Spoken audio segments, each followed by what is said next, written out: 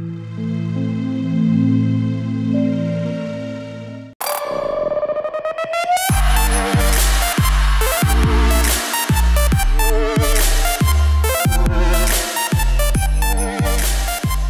say the best way to predict the future is to create it. Are you creating a legacy of your own? Hello, fellow moguls in the making. I'm Nozi Pombandra, and of course, you're watching Young Money. Tonight, we're catching up with the co-founder of Starbucks, and we also find out whether Africa is still an option for investing and starting up business ventures. Now, Zev Siegl is one of the co-founders of Starbucks Coffee Company, and he recently attended an event hosted by Old Mutual to share his knowledge of successful business practice to help entrepreneurs grow their own businesses. Our reporter, Thomas Maree, attended the event where he spoke to Siegl about his top tips for upcoming business owners. Let's start off talking about the entire theme of this event, which is cultivating the next class of entrepreneurs. You started an extremely successful business as one of the co-founders of Starbucks. Your experience, the fundamentals, when we're talking about entrepreneurship, when we talk about starting a business, what for you is the mindset or the key factors that have to be in place to create a successful business? It's almost impossible for an entrepreneur to know everything that they need to know. That's a given. And there are a few things that they have to know. One is they have to manage the cash that they've either invested themselves or been given by investors or banks. If they don't manage their cash position, they're going to get into an awkward position with the investors and the banks in which they have used the money up faster than they said they would. It's very important to always forecast your cash position and discuss it openly with the people who have provided it. It's a hard lesson for entrepreneurs. They're embarrassed sometimes about spending money quicker than they had anticipated. It's important to communicate so that you don't get into a position where the people who provided the capital are telling you how to run your business. Beyond that, it's very difficult to go ahead with a company without having other people around you. There's this mystique that the entrepreneur has to stand tall and stand alone, sort of like in an old American John Wayne movie. And it just doesn't work. You have to have other people with you, both inside, your friends who are become your managers, and also outside, the people who are advising you. Starbucks had a pivotal mentor, a man who made a huge difference to us. And he never owned part of the company, he never was paid, he just loved helping someone else. It was a chance for him to give back. Those partnerships are absolutely crucial that you mentioned, and so is the ecosystem around supporting the entrepreneur. And being involved with many startups in the United States, the level of the ecosystem in terms of venture capital, in terms of access to finance, those are fundamental. In South Africa and the rest of Africa, other emerging markets, they seem to be lacking, especially when it comes to venture capital. What are your thoughts on the ecosystem, the key ingredients that have to be there?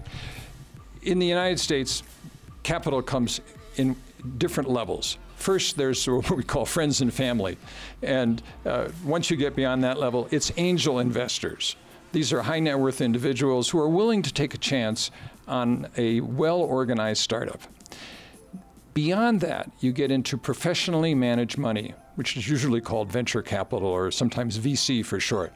That is a major leap, because venture capital is extremely experienced, much more experienced than the angel investors, and they're much more demanding. So if you have a 23-year-old tech entrepreneur sitting at the table with a 45-year-old venture capitalist who's working on his 45th deal, you've got a problem, because the entrepreneur is at an extreme disadvantage. Venture capitalists at that level will demand putting people on your board, basically taking control of your company without you really understanding it. Angel investors, on the other hand, I find in the companies that I've been part of and in also the companies I've advised, angel investors can be managed a little more.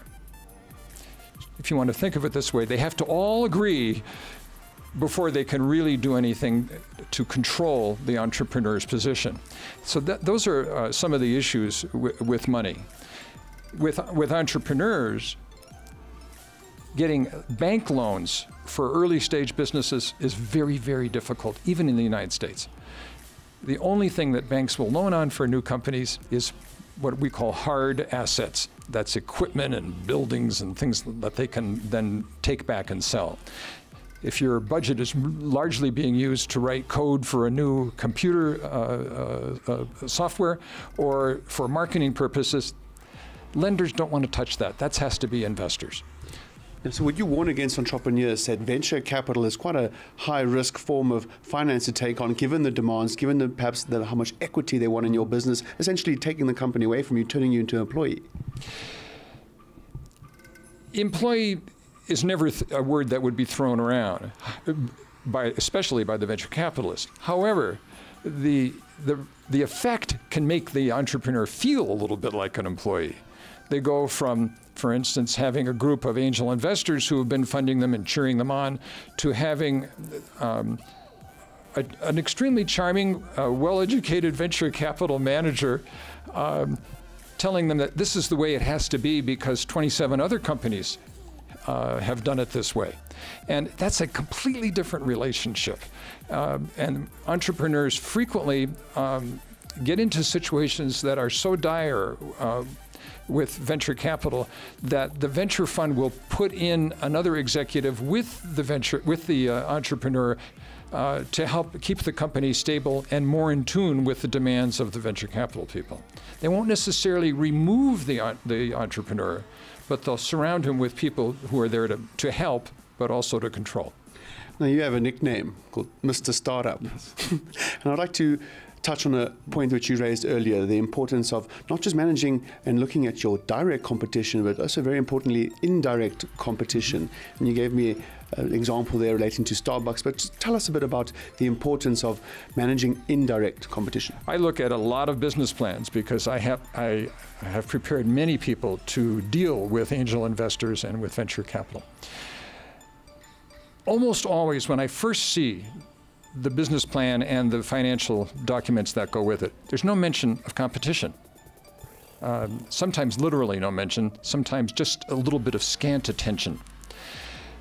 That's a very bad sign, and most professional investors would call the entrepreneur onto the carpet about that and want to have a few words of discussion.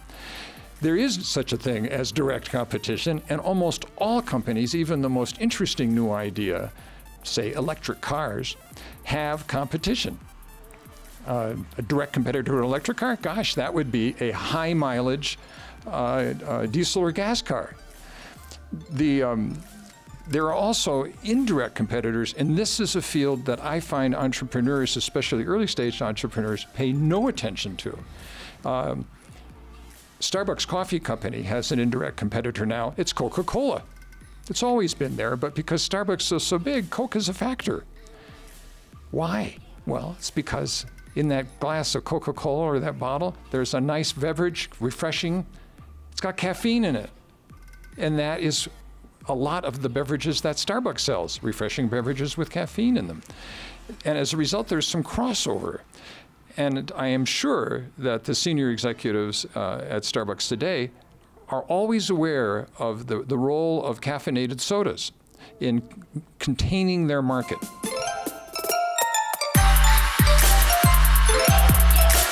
Now, emerging economies have been hit by the global market volatility, with investors pulling out of the once hailed BRICS nations.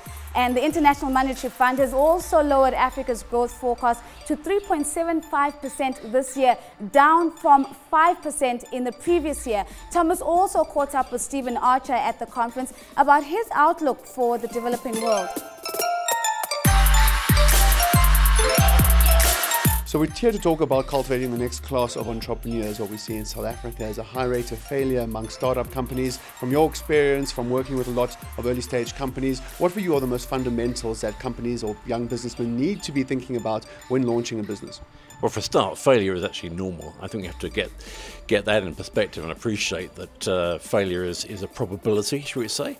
And that kind of sounds like a negative start, but really it's all about being realistic. And then it's being realistic in the context of having a really good vision, a good idea, good concept, and a way that you feel that you can really differentiate and build a business, if you will, that can stand out in its own market space, whatever it is. It doesn't have to be an amazing invention. It doesn't have to be something actually unique and stunning, but what it has to be is exceptional in its execution.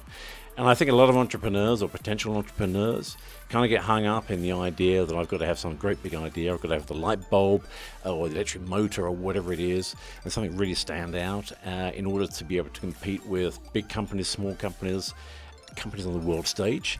And you don't, actually. You have to identify the opportunity, the niche, if you will, and then you just formulate that plan around that service that you're going to deliver. Because whatever it is, a product or a service, it's still a service, and how you are going to take that to the market of your choice, if you will. And execution is absolutely fundamental when it comes then market traction. Talking about markets, and we know that you consult for large multinationals based in the UK and the United States. Your view on emerging markets expansion? We see the emerging markets taking quite some strain given the volatility in the markets. What's your outlook? So, of course, we've all had the shock, I guess, of the last 18 months of the BRICS, and South Africa is the S of the BRICS, faltering, shall we say, in this apparently unstoppable future of the BRICS being the future. But, you know, it shouldn't really be a surprise because these economies are, by definition, young.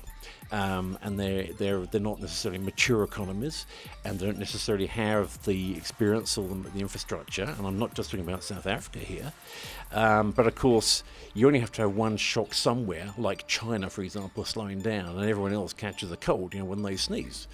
So it's a cycle, and we're all going to have to ride that, you know. I mean, we are still in this long cycle now of low interest and very, very low growth around the world. I mean, global GDP is now forecast to slip to 2.5 for the next year. So all the time numbers are being depressed, but actually they're not terrible numbers. So I'd actually say to everybody, view it as glass half full, not half empty. And you just gotta keep pushing through. It's not so bad, you know. It's too easy to say, you know, we've come off the rails. You haven't come off the rails, but you just gotta regroup, refocus, and go. Thank you so much for making the time to join us, guys. Now remember that if you want the Young Money crew to come to you, all you need to do is just tweet us. The hashtag is YoungMoney410. Follow me at TheRealNozi and at CNBC Africa. Drop us a question or let us know what you are doing to break the bank with your business, and we will try and get you to even more money. Until next time, let's keep it real, let's keep it rich.